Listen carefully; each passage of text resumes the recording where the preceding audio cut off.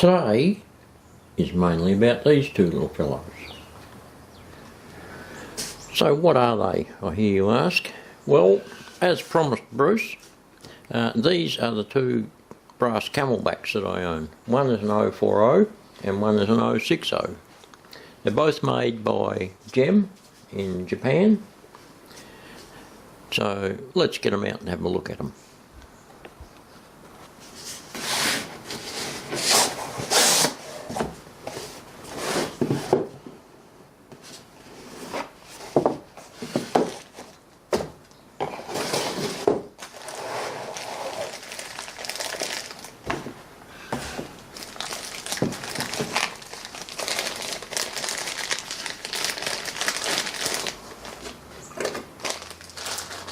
All wrapped up in their nice little foam and plastic.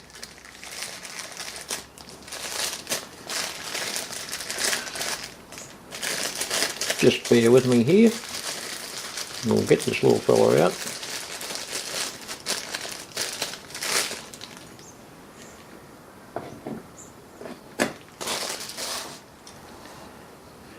Right, so here's the 040. These little chaps are sometimes called a goat. Not quite sure why, I'll have to research that, but that's the 040 centre cab Camelback, painted up for reading lines, and it's more or less a little brother of the 060, which looks very similar, which I'll get out now.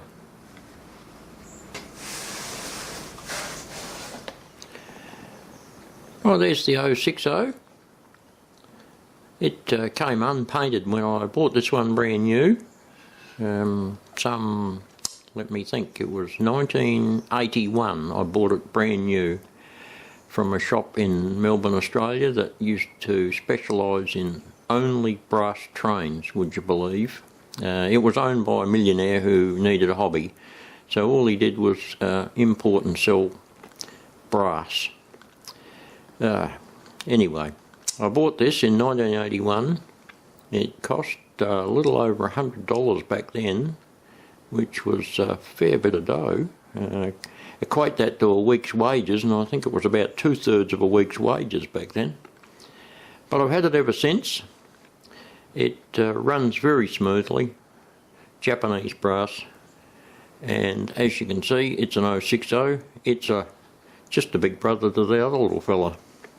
I've got it lettered up with 16, which is my birthday, and a DRT on the tender, which is for a little sub-line, logging line that will be incorporated into the layout, the Dead River timber. So put that next to the 040.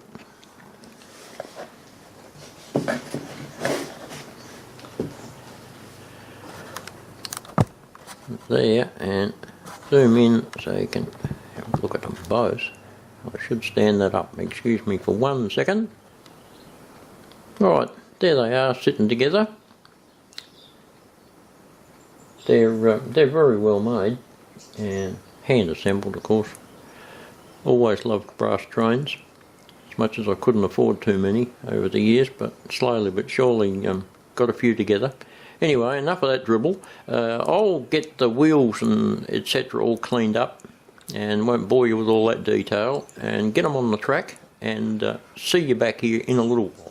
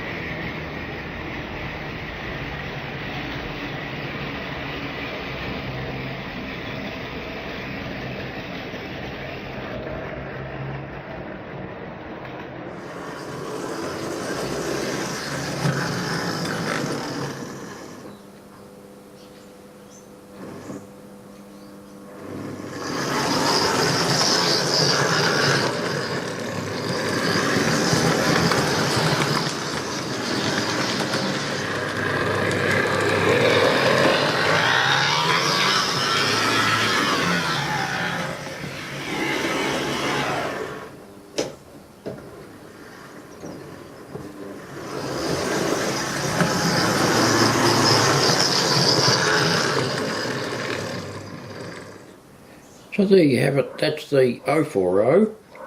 It suffers from most 040 syndromes as going over points. You don't get that continuity of current flow through the engine, and it stops and starts occasionally. Something to be overcome down in the future, probably with electrofrog points would probably help. But we'll put up with it anyway. It'll only be running on a little logging line down the track. So let's move on to the 060 now.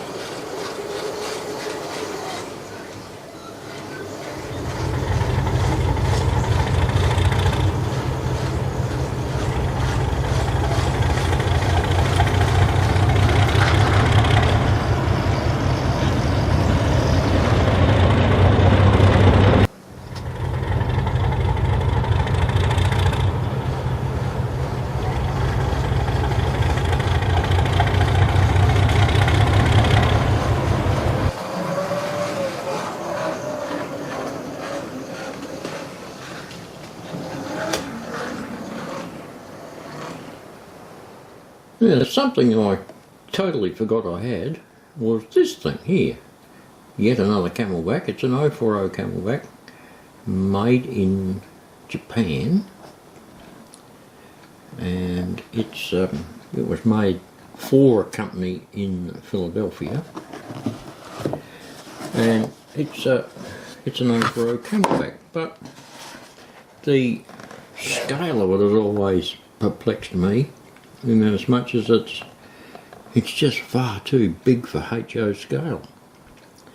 Yeah, it's a very strange thing, and it's made out of cast iron, very heavy, and yeah, a bit of a curio.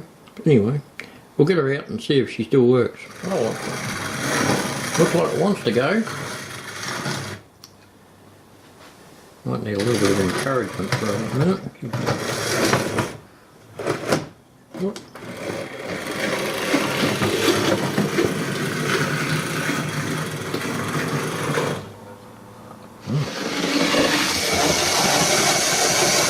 It's trying.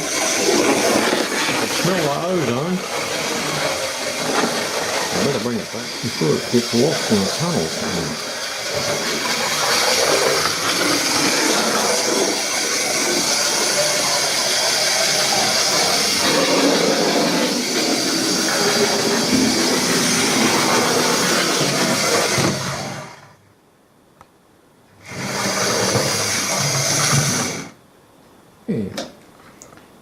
Yeah, well, it does run. It's yeah, I don't know about the scale, you know, it's just too big.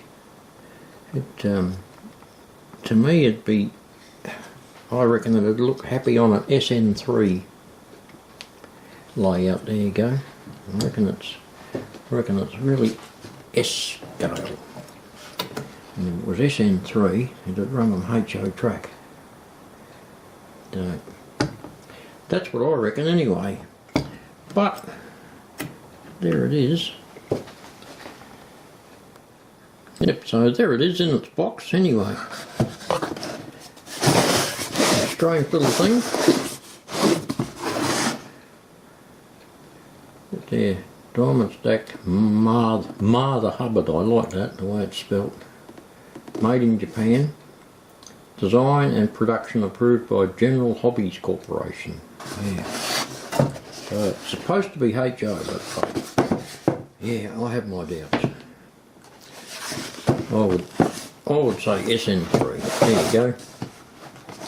But anyway, this little video, this is for you, Bruce, with my Camelback collection.